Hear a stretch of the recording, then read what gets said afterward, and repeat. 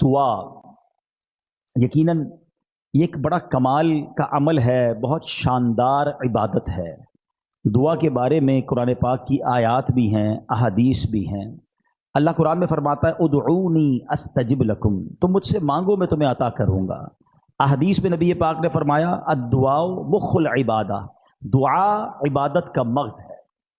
بے شمار واقعات دعا کی قبولیت کے ملتے ہیں، اور اس کے ساتھ ساتھ علماء نے کئی جگہوں پر دعا کی قبولیت کے اسباب بھی لکھے کہ دعا کن کن چیزوں سے قبول ہوتی ہے، کن کن اوقات میں قبول ہوتی ہے، کن کن وقتوں میں قبول ہوتی ہے، کن کن مقامات پر قبول ہوتی ہے۔ مثال دیتا ہوں، ہمارے ساتھ بھی ہوتا ہے، آپ کے ساتھ بھی ہوتا ہے، کوئی دوست تو قریب بھی ہو، آ جائے یار کہ کسی مشکل میں ہوں، بھائی مدد کر دو، ہم شاید مدد کر بھی دیں، یار بڑا کلوز ہے، رشتہ دار ہے، گرائی ہے، تھوڑے دیر بعد پھر آ جائے، یار دوبارہ چاہیے پیسے، پھنس گیا ہوں، مسئلہ حل نہیں ہوا، اب شاید جیب میں مشکل سے ہاتھ جائے، لیکن یار دوست ہے، چلو دے دو۔ تیسری بار آ جائے، یار یہ تو مانگنے والا ہو گیا ہے، بار بار آتا ہے۔ چوتھی بار آ جائے تو موبائل اس کا اٹھنا بند ہو جائے گا۔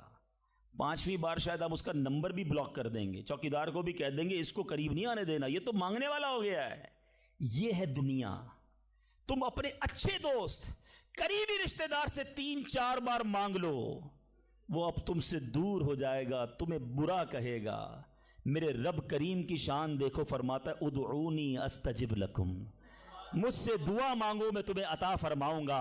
اجیب دعوت الداعی اذا دعانی، میں دعا مانگنے والے کی دعا قبول کرتا ہوں جب وہ مجھے پکارے۔ اللہ اکبر، اللہ تعالیٰ زیادہ مانگنے والوں سے زیادہ محبت فرماتا۔ ایک اور عجیب بات بتاؤں کہ اللہ تبارک و تعالی ان بندوں سے ناراض ہوتا ہے۔ دنیا میں ہے کوئی ایسا سخی؟ کریم دیکھو میرا مالک، جو نہیں مانگتا رب اس سے ناراض ہوتا ہے۔ شاعر لکھتے ہیں نا، تو کریم ہی جو ٹھہرا، تو کرم کے کیا ٹھکانے، تو کریم ہی جو ٹھہرا، تو کرم کے کیا ٹھکانے، تو نوازنے پہ آئے تو نواز دے زمانے۔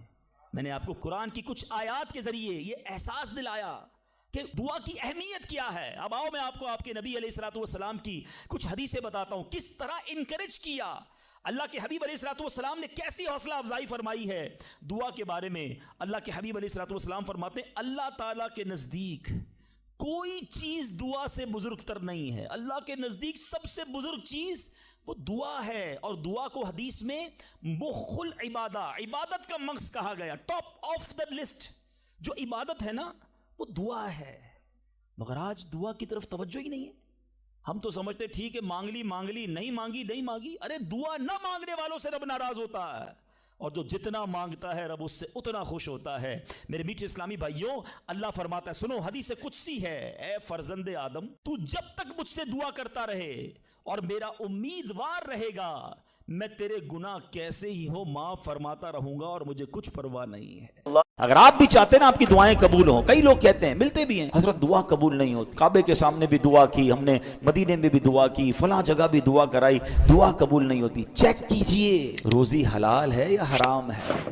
پیارے آقا سے عرض کیا کہ حضور میں مستجاب الدعوات بننا چاہتا ہوں، حضور کوئی ایسا طریقہ بتا دیں میری دعائیں قبول ہونا شروع ہو۔ اب نبی پاک نے کوئی بہت لمبی لسٹ نہیں دی کہ اے سعد اتنے روزے رکھو، اتنے سجدے کرو، اتنی تلاوت کرو، جسٹ ون لائنر آنسر تھا، اے سعد اپنی غذا کو پاکیزہ کر لو، تم مستجاب الدعوات ہو جاؤ۔ اچھا، اب تھوڑی دیر کے لیے ہم سمجھتے ہیں کہ جو بندہ یہ سمجھ رہا ہے میرا گزارا نہیں ہو رہا، میرے کام پورے نہیں ہو رہے، اس لیے حرام طرف جاتا ہوں، آپ حلال کما کے مستجاب الدعوات بن جائیے نا، پھر مانگیے رب سے، اللہ عطا فرما دے گا، آپ کی مشکلیں دور کر دے گا۔ آپ کو تو فارمولا دے دیا، چابی دے دی نا کہ آپ سچی روزی کمانے والے بن جائیں، آپ کی دعائیں قبول ہونا شروع ہو جائیں گی۔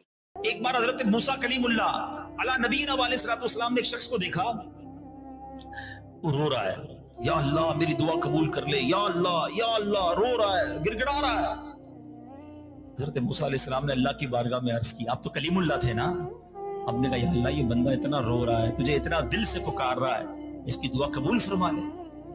پتہ ارشاد کیا ہوا اللہ کی طرف سے، اے موسیٰ یہ بندہ اتنا روئے کہ روتے روتے مر جائے، اتنے ہاتھ اٹھائے کہ اس کے ہاتھ آسمان کو چھو جائیں، اے موسیٰ میں نے اس کی دعا قبول نہیں کرنی۔ حضرت موسیٰ نے کہا یا اللہ کیا وجہ ہے؟ ارشاد ہوا اے موسیٰ وجہ یہ ہے کہ جو یہ کھاتا ہے وہ حرام ہے، جو پہنتا ہے وہ حرام ہے۔ بہت سارے حاضرین مجھے سن رہے ہوں گے، حاجتیں ہوتی ہیں، ہماری ڈیزائرز ہوتی ہیں، ہماری تمنائیں ہوتی ہیں۔ آج میں بڑی پیاری حدیث سنانے جا رہا ہوں۔ آپ کے دل میں جو تمنائیں ہیں نا وہ پوری ہو سکتی ہیں، آپ کی حاجتیں پوری ہو سکتی ہیں۔ رسول اللہ صلی اللہ تعالی علیہ وسلم نے ارشاد فرمایا من صلی علی فی یوم 100 مرۃ قضى اللہ له 100 حاجۃ 70 منها لآخرتہ و30 منها لدنیا۔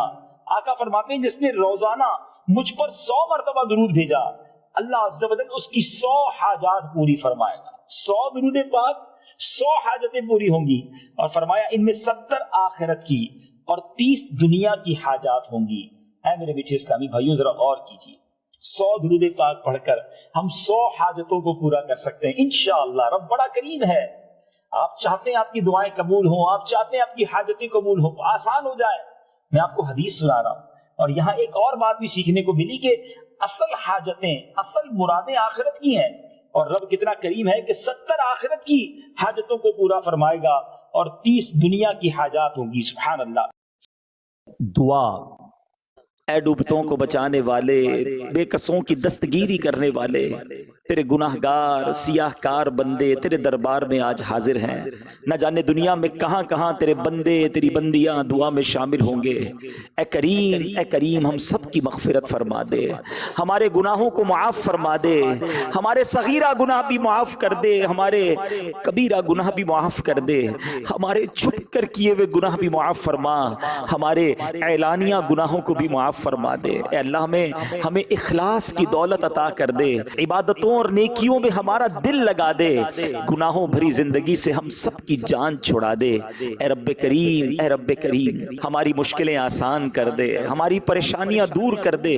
جتنے بیمار دعا میں شامل ہیں اے شفا دینے والے، ہمارے سارے مریضوں کو شفا عطا کر دے، قرض داروں کے قرضے اتر جائیں، بے اولادوں کو نیک اور صالح اولاد عطا فرما۔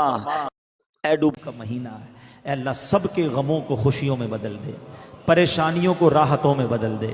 تیرے لیے کیا مشکل ہے مولا، آج تو ایسا کرم کر دے ہمارے سارے مریضوں کو شفا مل جائے۔ اے اللہ ہمارے بے روزگاروں کو رزق حلال مل جائے، بے اولادوں کو نیک اور صالح اولاد عطا فرما، جن کو اولاد دے دی ہے ان کی اولادیں ماں باپ کی آنکھوں کا نور بن جائیں۔